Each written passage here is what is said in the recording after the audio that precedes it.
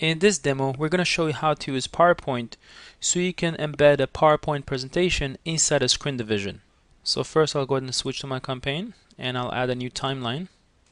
I'll call it my PowerPoint timeline and use this screen division right here and click on finish. And then I'll switch to toolbox and go to my components and use my external application capture component and put it right here on the green channel. Set it for the full duration of the timeline and double click on it to load up the properties for this component and switch to the external application tab.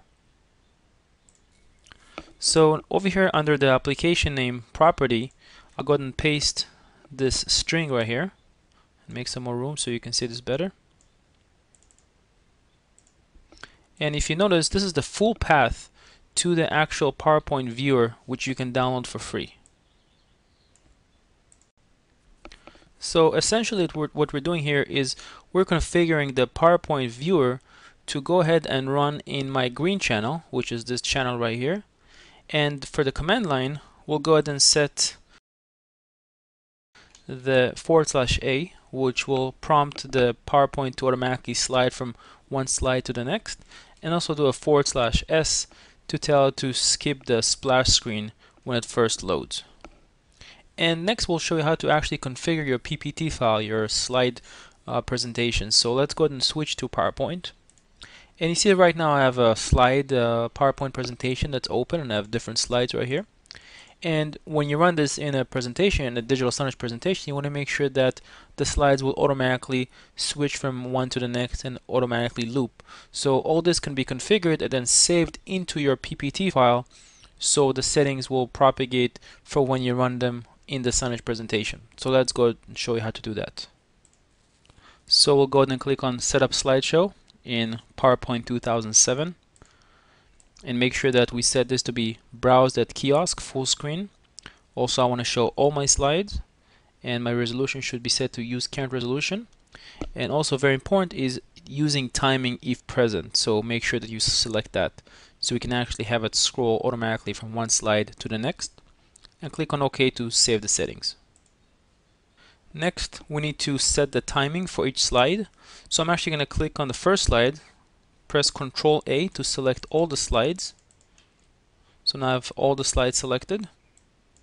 And once they're all selected, I'm going to click over here under the animation in PowerPoint 2007. And over here under mouse click, I'll check it off and actually check the automatic after. So now it's automatically going to switch from one slide to the next, and I'm going to set this to be 5 seconds.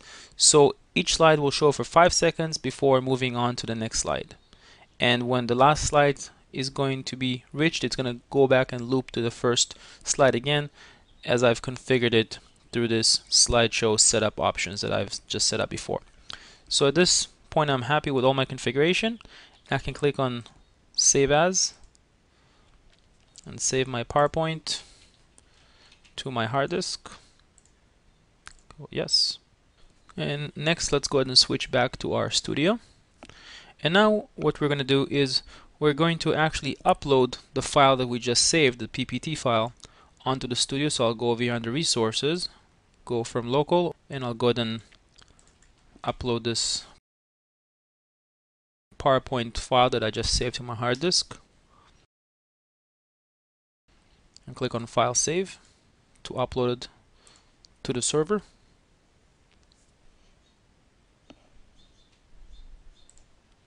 So I just want to confirm that the file is here, so let's go ahead and type it in the filter, and it's right here, PowerPoint Slides. And now I'll go ahead and double click on the component for external application to load up the properties and switch back to the external app just like before. And now what I'll do is I'll go ahead and drag and drop this PowerPoint slide right here just after my last flag. Actually just make one extra space after this. So essentially what I'm doing is I'm telling the system to run the PowerPoint viewer with these flags right here and also execute or load this file that I just uploaded to the server. So what's going to happen, this file, this PowerPoint PPT file, is going to stream down to all your remote players and run with these flags right here. So you don't have to go to each machine and copy this PPT file. It's all done through the server. So now I'll go ahead and make sure that I save my configuration. And now I can switch to the client machine and make sure that everything is running just the way it's supposed to. Now you can go ahead and download the PowerPoint viewer from this link right here, and once you download it, you can go ahead and install it on your Signage player. So here we have a Windows XP box, so we'll just go ahead and type in the link right here and download the PowerPoint viewer, and this will be the machine that's going to run our Signage player. So the download is done, so let's go ahead and install this.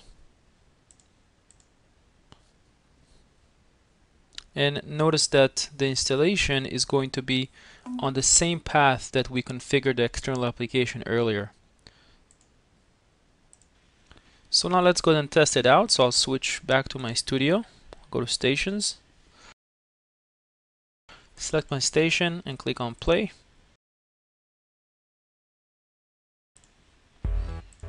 And you see that right here my presentation is running and I have my PowerPoint slides that are sliding automatically every 5 seconds, just as I've configured it. Now you'll notice that my slides right here are getting cut off on the corner, and that is because the actual presentation is supposed to run in full screen. But since my PowerPoint presentation is running in screen division, some of the content is getting clipped. So the two options you have is either to resize your slides to match the screen division that they're going to reside in, or simply run your presentation in full screen. And you can go back and forth between the two if you wish. And so there are some limits for using the external application with a PowerPoint viewer. As you saw earlier, we have some clipping issues, and it's really several steps that you have to follow in order for you to set up this PowerPoint as an external application. And so there's actually a better way to get a PPT or a PPTX into our system, and that is to convert it into a native SWF. So I wanted to show you this application called Flashpoint from this website called flashdemo.net. You can go over here to products and check out this Flashpoint application, and for $59 you can buy this converter that installed as a plugin to your PowerPoint application, and will convert all your PPT files into a pure vector-based SWFs that can be natively imported into our Signage Studio. And here you can see my PowerPoint 2007, and I went ahead and installed the Flashpoint plugin. So now I have this option right here, Flashpoint, and if I click on it, I have this option right here to convert this PowerPoint slide into a SWF, into a Flash SWF. So if I click on it, I get this dialog, and I can go ahead and make sure that I have this convert into a single Flash file. I'll click on next, and I'm going to go ahead and select my simple, since I don't want to have any toolbars at the bottom, and click on next, and also make sure that I want to loop the presentation. I want to hide the loading page and no border, and click on next. And I don't want any sound, and I can actually set the duration of each slide. Over here I can set the duration for slide 1, slide 2, and so on and so forth, and click on next. And at the end, when I press on finish, it will go ahead and generate this SWF file for me. And now I'm prompted that everything was successfully finished, and at this point I can go ahead and upload the SWF onto the studio and start working with it. So now I'll go ahead and upload that SWF onto our Signage Studio. So I'll go to resources and go plus from local. Here's the directory. It's under output. So here's the file that was generated. Click on file save to get it uploaded.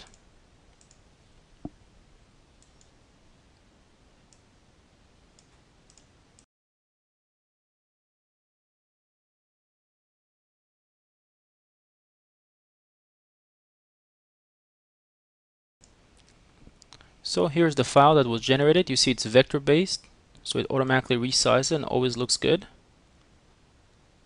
And it switches a slide every 8 seconds. And when all slides are done, it will automatically loop onto the first slide. So as you can see, you can use both the external application as well as the PowerPoint to SWF converter. We recommend that you use the PowerPoint to SWF converter. It's just a much cleaner approach to work with native SWF files, and it also allows you to create a true vector-based Swift that automatically scales to any screen division size. Thank you very much for watching this, and let us know if you have any questions.